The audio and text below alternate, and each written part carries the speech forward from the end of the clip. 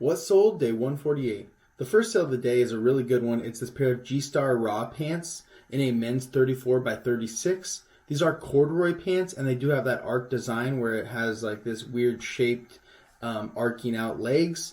And these are usually good sellers in just the jeans. This is my first time finding a pair of the corduroys, but they were also new with tags, so I figured they were going to have some good value. And they did. They took about 2 months to sell, and they sold for full price $80 plus shipping. And I think these are going to an international buyer, so eBay handles those returns. I don't have to worry about it, so this is a done deal, and it is going to be a very good profit for me.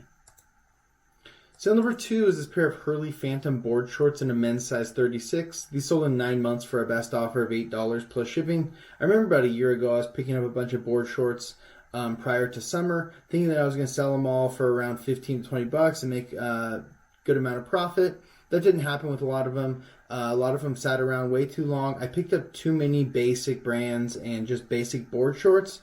I tried picking up a bunch of them, even if they were in really good condition. But even though they were in really good condition, they're from basic brands, just regular Hurley ones, nothing special going on. And that's just super oversaturated market and not something that you want to dive too deep into. So this was just a bad buy, but I'm happy to see them go. So number 3 is this Penguin Munting Wear button-up shirt in a men's 2XL. This is new with tags, so I thought that was going to add some value. But there was a little mark on the back of it after I got it home, so it wasn't really new, but it did still have the tags on it. Ended up taking a year to sell, and it sold for a best offer of $15 plus shipping. I don't really pick up any Penguin stuff anymore. It's just not really worth it. None of their stuff sells that well, and it's super oversaturated for what does sell. Sale number 4, another nice one, is this Stussy jacket in a men's medium. This is like a little bit of a thicker jacket, full zip, and it sold in 3 days for full price $45 plus shipping. Most Stussy stuff is pretty good, especially if you can find a more substantial piece like this or something with a very neat graphic that's going to add a ton of value. But I pick up almost anything Stussy that I find as long as the price is somewhat reasonably. Sometimes at the flea market, people have Stussy stuff priced way too high, so I have to pass on a lot of it there. But definitely at a thrift store, I'm going to be picking it up. So number 5 is this Twillery button-up shirt in a men's medium. This would normally be a pretty decent seller, but this did have a ton of discoloration on it, large discolorations. And anytime you have a dress shirt that's meant to be worn for like a business purpose or somewhere nice, anytime there's any flaw in it, even a little one, that's going to take away a ton of value. So if it has tons of flaws, it's going to take away tons of value. So this sold in 5 months for a best offer of $3 plus shipping. Honestly, I should have just donated it once I realized how many flaws were in it. But after fees and shipping, maybe I'm getting a couple bucks for it. So a couple bucks is a couple bucks, but it's not really worth the headache or the hassle. I should have just took the loss and donated this item. Sale number 6 is this Trader Joe's employee long sleeve shirt in a men's large. This sold in 10 days for full price $20 plus shipping. I think there's 3 of these that went to the same buyer, so they're all long sleeve shirts. That one's a little bit older one. That one's probably from the 90s. This is another, I think, a little bit older one from the 90s. I even messed up these photos here. I don't think I had a photo of the full front of the shirt. No problem. Still sold in 10 days for full price $15 plus shipping. I think the buyer got an idea of what it was like just from this and with the back photos and all that. And yeah, like I said, they bought 3 of these shirts, so I'm really happy with that. I think they might have even paid shipping on all of them. So if so, I'm going to make even more because I'll make at least a few dollars on the shipping for each of them then. Sale number 8 is this pair of vintage Levi 501s in a men's 32 by 31. These are from the early 2000s, so the Y2K era. They sold in 4 days for full price $30 plus shipping. I have been diving a bit deeper into vintage Levi's. I've been watching a lot of Loot Fam and learning about the older ones and the different styles and just lots of different things. I know there's lots of value out there. I don't normally like selling pants because of the problem with returns. The fit is not as easy as like a t-shirt or a jacket.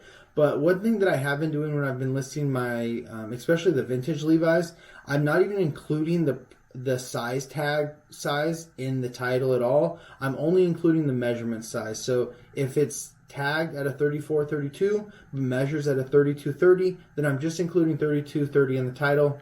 Not sure if that's the best way to do it, but I think that's the easiest way to improve or decrease the number of returns that you get for jeans, because that happens a lot with jeans where the size doesn't exactly match up with the tag. So number 9 is this rain spooner Hawaiian shirt in a men's XL.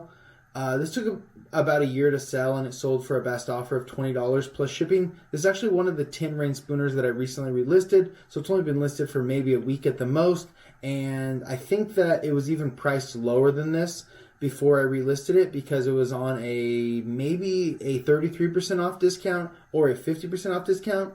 So this was probably priced around 15 to 18 bucks. Ended up selling just a couple days after relisting it, and not just ending it and relisting it. I ended it. I went and did a sell similar, and then I actually improved it and improved the keywords, improved the title, and added some more of the product details, and ended up selling quickly. So if you go back and fix some of your older items that are still good items, but maybe you didn't make the best listing, then it can improve the sales. So number 10 is this vintage 90s Nike jacket in a men's medium. This is a full zip one, a little bit thicker. It is quilted lined, so a little bit more substantial than some of the lightweight vintage Nike like windbreakers that you find. This one sold in 2 days for full price, $50 plus shipping, and just another great sale. There's quite a few good sales today. So number 11, this Lululemon tank top in a men's medium. This sold in 1 month for full price, $20 plus shipping. Not much to say about this. You can find these super often at the thrift stores if you even look through the tank top section. I don't spend a ton of time looking through the tank top section because there's not a lot of value there, but I will give it a quick glance, and once you've been doing this long enough, you'll be able to quickly tell if something's like a Lululemon or a more high-end tank top compared to all the others. So number 12 is this Adidas golf polo shirt in a men's 2XL. This took about a year to sell, and it sold for a best offer of $3 plus shipping. First off, an Adidas golf polo that's pretty basic is not going to be a great seller anyways. Maybe a $10 to $12 item, and then you just add some flaws into it. And that's where you can really get in trouble, is if you're buying like pretty low-end items that might make you a little bit of profit, but they only sell for 10 to 12 bucks. You get them home, they end up having some flaws on it like this one, then that's really going to tank the value and the sell-through rate. So if you pick up better items and then you get them home and they end up having a little flaw, you can usually just discount them a little bit as long as there's still good demand for them, and they'll still move pretty quickly for a decent amount. So really, the quality of your items is the most important part of this. So number 13 is this Under Armour Steph Curry shirt in a men's large. This took about a year and a half to sell, and it sold for the full sale price of $9.98 plus shipping. It was on the 50% off sale because it was over a year old, but I'm kind of surprised this took so long to sell. Steph Curry's obviously very popular, and he has his line with Under Armour. I'm assuming I just had this probably priced a bit too high. If I would have priced this in the $13 to $15 range, probably would have sold within a few months, if I'm going to guess. So number 14, a unique Pendleton shirt. I don't find a lot of these. These are the Western like pearl snaps with the smile pockets. And this one sold in 2 months for a best offer of $20 plus shipping. This one had quite a few flaws on it. I remember picking it up from the flea market, and I knew that it had the flaws on it. I think I got it for super cheap. So still a pretty good sale. Like I said, 2 months, $20 plus shipping. Not going to complain about that one. So number 15, this is that other Trader Joe's employee shirt that went to the same buyer. This one sold in 10 days for full price, $17 plus shipping, and that was with a few marks on it, and it still sold. And like I said, I think I'm making a few dollars on the shipping on this one as well, so those are some great sales. And I love when I can combine orders and sell multiple things to the same buyer. That's always a huge plus. So number 16 is this pair of 511 tactical pants in a men's 34 by 34. These sold in 1 month for full price, $25 plus shipping. And I think that was with a little mark on the knee. I don't think these ripstop ones are the most popular ones, but usually if I can pick them up for normal thrift store pricing, like $7 to $10 at the most, then I'll still usually pick them up, and they seem to be decent sellers. So number 17 in the final sale of the day is this vintage Polo Ralph Lauren t-shirt in a men's XL.